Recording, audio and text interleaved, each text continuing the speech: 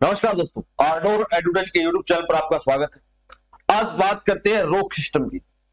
कौन कौन सी टाइप की रोग होती है, क्योंकि हमने जब लास्ट वीडियो में आपको बताया था कि इंटीरियर ऑफ अर्थ, जो अर्थ का इंटीरियर है वो कैसा होता है, उसमें हमने अलग अलग लेयर पढ़ी थी। क्रस्ट, मेंटल और कोर पढ़ा था। और जब मैं आपको क्रस्ट, मेंटल, कोर पढ़ा रहा था तो उस बीच आपको एक एस्थेनोस्फीयर, एक अलग से लेयर बताई थी जिसमें सेमी मोल्टन, ना तो वो लिक्विड है और ना ही वो सॉलिड है, एक लावा टाइप जो मटेरियल उसको मिलता है उसमें से निकलता है वो रोग सिस्टम। और उस रोग को हम अलग अलग डिवीजन बेसिस पर पढ़ेंगे तो हमें यह पता चलेगा कि वो रोग कौन सा स्ट्रक्चर बनाती है। या तो वो इग्नियस रोग है, या वो सेडिमेंट्री रोग है, या फिर वो मेटामॉर्फिक रोग है। इग्नियस रोग कैसे बनती है, सेडिमेंट्री रोग कैसे बनती है, और जो मेटामॉर्फिक रोग है वो कैसे बनती है। जब आप इस पिक्चर में देखोगे तो आपको अलग अलग टाइप के ये पत्थर दिखाई देंगे। ये पत्थर आपको देखने को मिला, ये ग्रेनाइट इसको बोला गया है, इसको क्वार्ट बोला गया है। ये पत्थर क्या, कौन सी टाइप की रोक है? इग्नियस रोक है, सेडिमेंट्री रोक है, या फिर मेटामॉर्फिक रोक है। जब आप साइड से रोड से जाते हो तो वहां आपको एक नमक का थैला मिलता है, जो लोग नमक बेचते हैं, जिसको आप वो सिंधा नमक भी बोल देते हैं, काला नमक भी बोल देते हैं। वो भी एक टाइप का रोक है। और जो आप NaCl, जो आप घरों में यूज करते हो, जिसको टेबल सॉल्ट भी बोला जाता है, वो अलग प्रकार से बनता है। लेकिन जो आप रोक वाला नमक पढ़ते हो, खाते हो, सॉरी, वो एक टाइप की रोक है। यानी डायरेक्टली और इनडायरेक्टली आप उस रोक को कंज्यूम कर रहे हो। आज उस रोक को पढ़ेंगे। रोक पढ़ने से पहले हमें एक चीज आपको बतानी पड़ेगी, क्योंकि जब तक आपको वो पीछे वाला बैकग्राउंड समझ में नहीं आएगा तब तक आप रोग सिस्टम नहीं समझ पाओगे। एक पिक्चर आपको ये दिख रही होगी, तो आपको एक लेयर दिख रही है यहां, एस्थेनोस्फीयर, ये रही। इसी में मिलता है वो सेमी मोल्टन लावा, सेमी मोल्टन लावा। और जो पार्ट है किसका, मेंटल का, ये सेमी मोल्टन लावा बाहर निकलता है। और जब ये बाहर निकलेगा तो हम इसको वोल्केनो बोलते हैं। सिर्फ वोल्केनो भी मैं आपको पढ़ाऊंगा, लेकिन उससे पहले आपको जो रोग सिस्टम है वो समझना जरूरी है, क्योंकि जो सोयल स्ट्रक्चर आपको करवाया जा रहा है, हमारी जो लाइव क्लास है, रोज शाम 7 बजे SSC के लिए आपके लिए लाइव क्लास लेकर आते हैं। और वहां आपको पर्टिकुलरली हरियाणा जीके करवाई जा रही है, और उस हरियाणा जीके के अंदर आपको सोयल स्ट्रक्चर करवाया जा रहा है। हमारी कोशिश रहती है कि आपका कोई भी टॉपिक छूटना नहीं चाहिए। जब आप ये देखा होगा कि एस्थेनोस्फीयर से लावा निकलेगा, अब वो लावा जो निकलेगा उस एक टाइप की रोक बनेगी, और उस रोक को ही बोला जाता है इग्नियस रोक। अब आपको ये चीजें बहुत अच्छे समझ में आएंगी कि लावा यहां से निकला और वो बाहर निकल के आ गया। ऐसा नहीं है कि सारा का सारा लावा बाहर आ गया, कुछ लावा अंदर भी रह जाता है। किसके अंदर, जो धरती की सतह है उसके अंदर भी कुछ लावा रह जाता है, और वो एक टाइप की रोक बन जाती है। और उस रोक को बोला जाता है इग्नियस रोक। जो लावा बाहर आता है उसको बोला जाता है एक्सट्रूसिव इग्नियस रोक, और जो लावा अंदर रह जाता है उसको बोला जाता है इग्नियस रोक सिस्टम। कैसे? मान लीजिए ये धरती की सतह है, सरफेस है, और इस सरफेस से जो लावा नीचे है उसको बोला जाएगा इंट्रूसिव, और जो लावा बाहर आएगा उसको बोला जाता है एक्सट्रूसिव। ये दोनों लावा एक टाइप की रोक बनाएंगे। कब? जब ये ठंडा हो जाएगा, जब इसका टेम्परेचर नॉर्मल हो जाएगा तो ये रोक में बदल जाएगा। जो बाहर का है उसको एक्सट्रूसिव इग्नियस रोक, और जो अंदर का है इंट्रूसिव रोक। अब आप ये देखिए, ये इसके एग्जाम्पल है, ग्रेनाइट, प्यूमिक, बेसाल्ट और ओबिस्टियन। जो मेनली जो क्वेश्चन पूछा जाता है इस रॉक सिस्टम से वह यही पूछा जाता है कि ग्रेनाइट कौन सी टाइप की रॉक है। जब मैं आपको आगे पढ़ाऊंगा कि ग्रेनाइट कौन सी फॉर्म में बदल जाता है उसको भी हम पढ़ेंगे, लेकिन आपको इग्नियस रॉक समझ में आनी चाहिए। यह है प्रॉपर इग्नियस रॉक, चाहे तो आप इसको नोट डाउन भी कर सकते हो। और जब सेडिमेंट्री रॉक में आपको पढ़ाऊंगा, सेडिमेंट्री रॉक आप देखो, सेडिमेंट्री रॉक में जो लावा ऊपर निकल कर आया, जो एक्सट्रूसिव फॉर्म का है, अब वो लावा कट कट कर कैसे उसका वेदरिंग होगी। अब वेदरिंग क्या होती है, इसका बेस्ट एग्जांपल है रिवर। रिवर पहाड़ों से मिट्टी लेकर आती है, अब वही मिट्टी धीरे धीरे धीरे धीरे पूरे एरिया में फैल जाती है। बेस्ट एग्जांपल है इंडिया का ग्रेट प्लेन, जो इंडस गैंगेटिक ग्रेट प्लेन है इंडिया का, वो इसका बेस्ट एग्जांपल है। वो एक सेडिमेंट्री टाइप की रॉक है। वो जो सेडिमेंट्री रॉक है वो आपको दिखे नहीं, वो आपको मिट्टी की फॉर्म में दिखेगी। अब आप देखिए ब्रिका, क्लिका, चाक, जो आप चाक जो ब्लैक बोर्ड पे यूज करते हैं वो भी एक सेडिमेंट्री रॉक है। जहां वाटर की जो सप्लाई है वो कम होगी तो आपको एक सॉलिड फॉर्म में स्ट्रक्चर दिखाई देगा।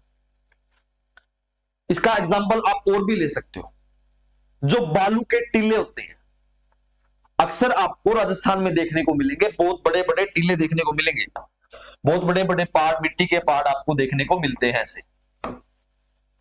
ये एक सेडिमेंट्री टाइप की रॉक है।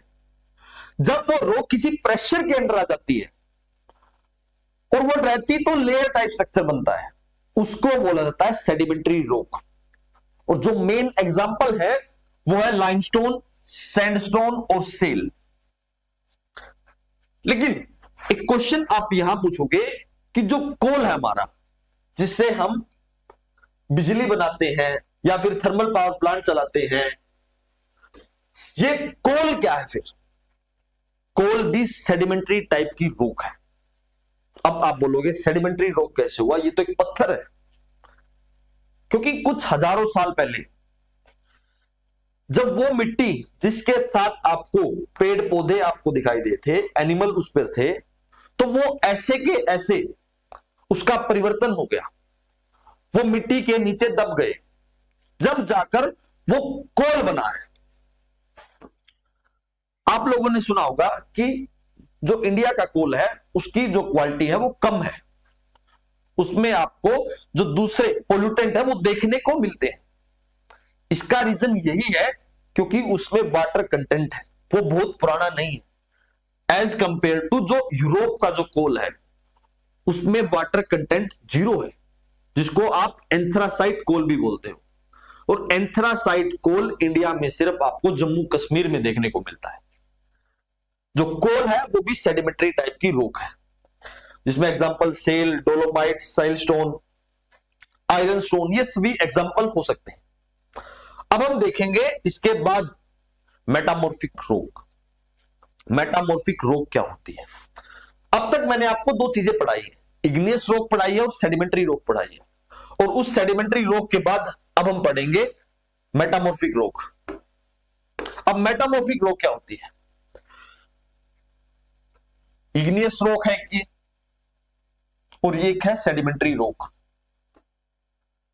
ये दोनों टाइप की जो रॉक है, अगर किसी प्रेशर या फिर टेम्परेचर के दबाव में आ जाए, मान लीजिए प्रेशर और टेम्परेचर एकदम से चेंज हो जाए, तो यही जो इग्नियस और सेडिमेंट्री रॉक है ये मेटामॉर्फिक रॉक में बदल जाएगी।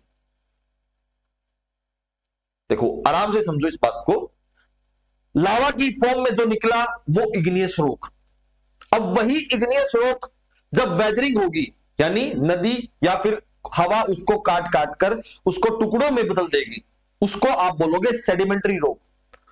अब वही सेडिमेंट्री रॉक किसी टेम्परेचर और प्रेशर के बदलाव में आकर वो रॉक है जो वो मेटामॉर्फिक रॉक में बदल जाती है। तीनों जो टाइप है वो बहुत आसान है, आपको समझने में बहुत आसानी होगी। अब उसके एग्जाम्पल क्या क्या हो सकते हैं? उसके एग्जाम्पल स्लेट, सिस्ट, नीस, ये जो एग्जाम्पल्स हैं ये आपको आमतौर पर एग्जाम में बहुत मिलते हैं। ये कौन सी टाइप की रोग है, और उस पूरे जो प्रोसेस है मेटामॉर्फिक को, उसको क्या बोला जाता है? मेटामॉर्फिज्म। और जो टेम्परेचर है, प्रेशर है, वो बहुत इंपॉर्टेंट रोल प्ले करता है। अब एक एग्जांपल आपको मैं यहां बता देता हूं। जो मार्बल है, जो आप घरों में मार्बल बिछवाते हो, क्या वो भी मेटामॉर्फिक रोग है?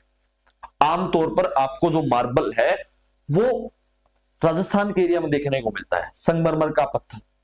वो ऐसा क्यों है? क्योंकि जो राजस्थान की जो धरती है वो प्रेशर और टेम्परेचर के दबाव में सबसे ज्यादा है as compare to rest of India, जिसकी वजह से आपको जो मार्बल है वो राजस्थान में ज्यादा देखने को मिलता है। अब इन तीनों जो रोग स्ट्रक्चर मैंने आपको पढ़ाया है, इनका कॉम्बिनेशन कैसे हो सकता है? जब इस कॉम्बिनेशन की हम बात करेंगे तो जैसे इग्नियस रोग से हमने पढ़ा, इग्नियस रोग सेडिमेंट्री रोग भी बदल सकती है, और वही इग्नियस रोग डायरेक्ट मेटामॉर्फिक रोग भी बदल सकती है। यह जरूरी नहीं है कि इग्नियस रोग पहले सेडिमेंट्री रोग बनेगी या फिर मेटामॉर्फिक रोग बनेगी। यह जरूरी नहीं है कि यह इस प्रोसेस से जाएगी, लेकिन इग्नियस रोग डायरेक्ट मेटामॉर्फिक रोग भी बदल सकती है। जब इसकी हम बात करते हैं तो इग्नियस रोग का सेडिमेंट हुआ, टुकड़ों में कटकर चलना शुरू हुई, और वही फिर सेडिमेंट्री रोग बन गई। अब सेडिमेंट्री रोग आपको बनी तो वो हीट और प्रेशर के जो टेम्परेचर और प्रेशर के उसमें आ गई, दबाव में आ गई, तो वही रोग अब मेटामॉर्फिक रोग बदल गई। अब मेटामॉर्फिक रोग से और या फिर सेडिमेंट्री रोग से क्या वो रोग इग्नियस रोग बन सकती है? वो बिल्कुल बन सकती है, अगर उस पूरे रोग का मेल्टिंग हो जाए। अब मेल्टिंग कैसे होगा? पूरी धरती बदल जाए। कैसे? जिसमें हम बात करते हैं प्लेट टेक्टोनिक थ्योरी की, जिसका एग्जांपल आप ले सकते हो। जब दो प्लेट आपस में टकरती हैं तो वो एकदम से जो हिमालय लाइक स्ट्रक्चर है, क्योंकि हिमालय यंगेस्ट फोल्ड माउंटेन, जब यंगेस्ट फोल्ड माउंटेन बनेगा तो वहां उस रोक की मेल्टिंग हो जाएगी। कोई भी हिमालय नहीं, कोई भी दूसरा जो माउंटेन है वो भी हो सकता है, जैसे रोकीज और एंडीज भी हो सकते हैं, एल्प्स भी हो सकते हैं। ये उसकी एक फॉर्म है। हिमालय मैंने आपको इसलिए बताया क्योंकि आप इंडिया के पर्सपेक्टिव में जब आप देखोगे तो हिमालय सबको याद रहता है।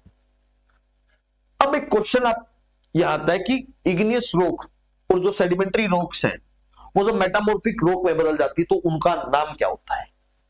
जब उनके नाम की बात करते हैं, जो ग्रेनाइट है वो इग्नियस रोक है, अगर वो मेटामॉर्फिक में बदल जाए तो उसको बोला जाता है नीस। वहीं जब बेसाल्ट को उसमें बदल दिया जाए मेटामॉर्फिक में, हॉर्नब्लेंड उसको बोला जाता है। लाइमस्टोन को मार्बल बोला जाता है और कोल को ग्रेफाइट बोला जाता है। वही कोल जो कार्बन का एक फॉर्म है, जब आप उसको प्रेशर और हीट में बदलोगे तो वहां आपको ग्रेफाइट देखने को मिलता है, और जो ग्रेफाइट है वो वन ऑफ द कंपाउंड है किसका? कार्बन का। वही जब लास्ट हम बात करेंगे सैंडस्टोन की तो सैंडस्टोन बन जाएगा क्वार्टाइज। ये मैंने आपको टाइप ऑफ रॉक स्ट्रक्चर बताया है। दैट्स ऑल फॉर टुडे, और थैंक यू वेरी मच। आपसे रिक्वेस्ट है आर्डोर एडुटेन के यूट्यूब चैनल को लाइक करें, शेयर करें और सब्सक्राइब करें, क्योंकि आपका जो लाइक, शेयर और सब्सक्राइब है वो हमें बहुत सारा मोरल सपोर्ट देगा। और आर्डोर एडुटेन रोज शाम 7 बजे आपके लिए लाइव क्लास लेकर आता है। उस क्लास को ज्यादा से ज्यादा शेयर कीजिए